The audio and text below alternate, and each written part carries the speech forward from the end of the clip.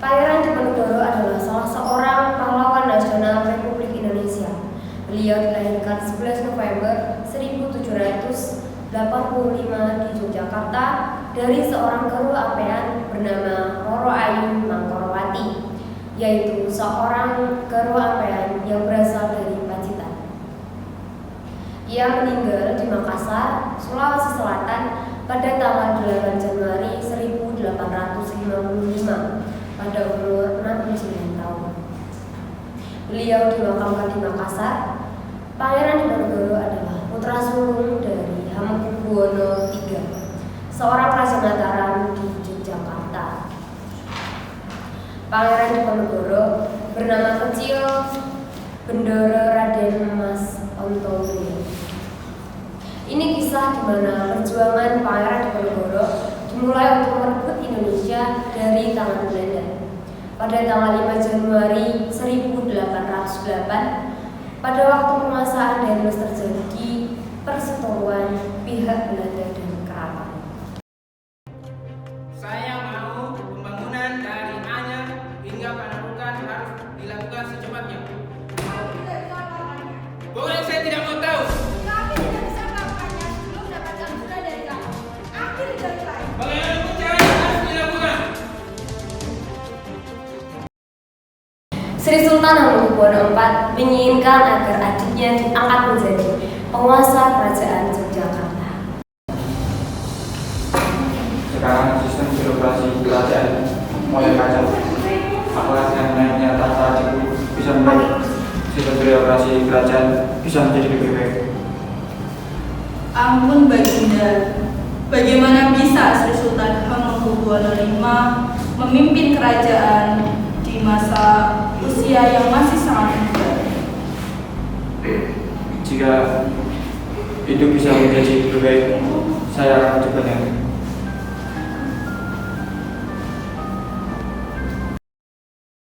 Bagaimana jika kerajaan Tuan saya menggantikan pemimpin sampai adik Tuan bertumbuh dewasa?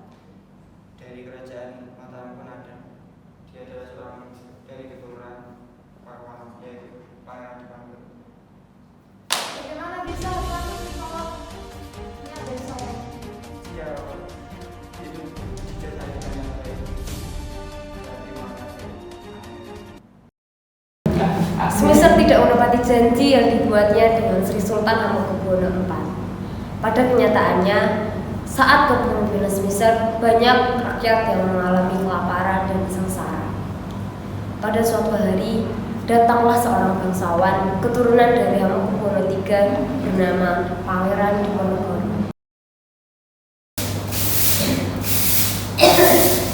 Maaf, kenapa Anda di sini? Badan Anda kurus sekali seperti seseorang yang kekurangan makanan. Bagaimana saya bisa makan, Tuan? Uang saja saya tidak punya. Saya rasa kepemimpinan yang sekarang sangat kejam dan tidak punya hati kepada rakyat yang miskin seperti saya. Entahlah, keuangan kerajaan saat ini mulai mengalami kebangkrutan atas kepemimpinan sekarang. Mungkin jika kita berontak, itu akan menjadi keadaan saat ini bisa lebih baik. Maka pergilah penjaga keraton tersebut ke kediaman Pangeran Diponegoro untuk meminta kompensasi.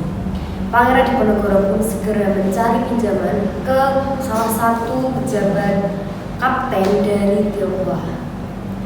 Setelah Pangeran Diponegoro memberikan uang kompensasi kepada pihak keraton, Smisser menghasut rakyat sehingga Pangeran Diponegoro memutuskan hubungan dengan pihak keraton.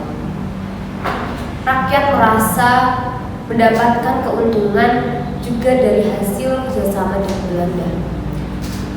Pangeran Diponegoro akhirnya menyatakan perangnya terhadap Belanda. Cepat kita pasang dahulu patung berjalan ini. Apakah kita perlu izin dengan Pangeran Diponegoro untuk memasang patok-patok ini? Apa peduli terhadap Pangeran Diponegoro? Cepat perintahkan anak buahmu untuk memasang patung berjalan ini. Pangeran Diponegoro sudah meminta baik-baik kepada Belanda, akan tetapi dengan Belanda tidak dihiraukan. Pangeran Diponegoro mengetahui akan hal ini. Ia sangat marah karena patok-patok yang dipasang itu melewati makam keluarga dari Pangeran Diponegoro. Pangeran Diponegoro marah dan menyuruh rakyatnya untuk mencabuti patok-patok tersebut.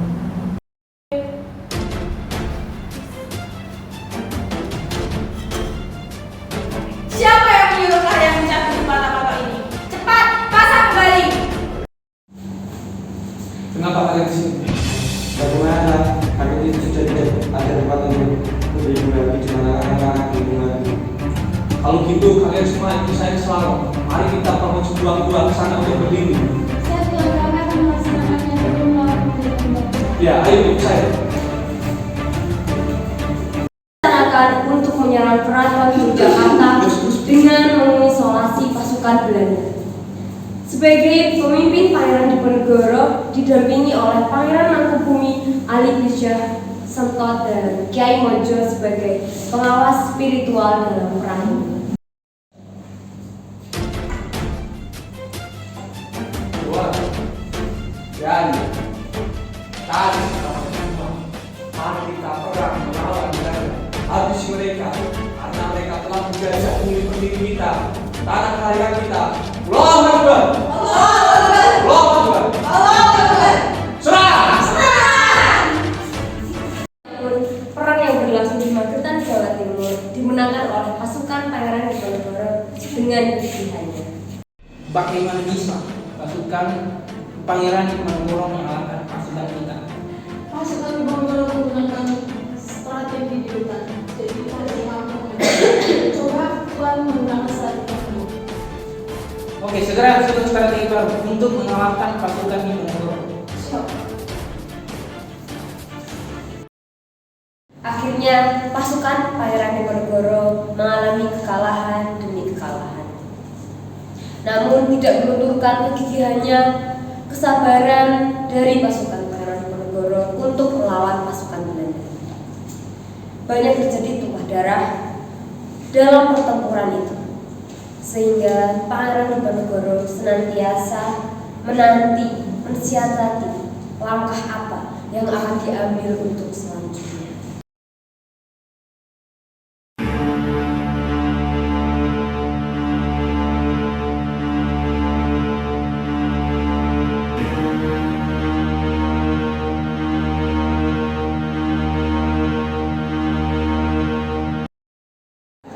Perang ini semakin meluas hampir di seluruh Jawa. Karena itu, Belanda berusaha meningkatkan kekuatannya.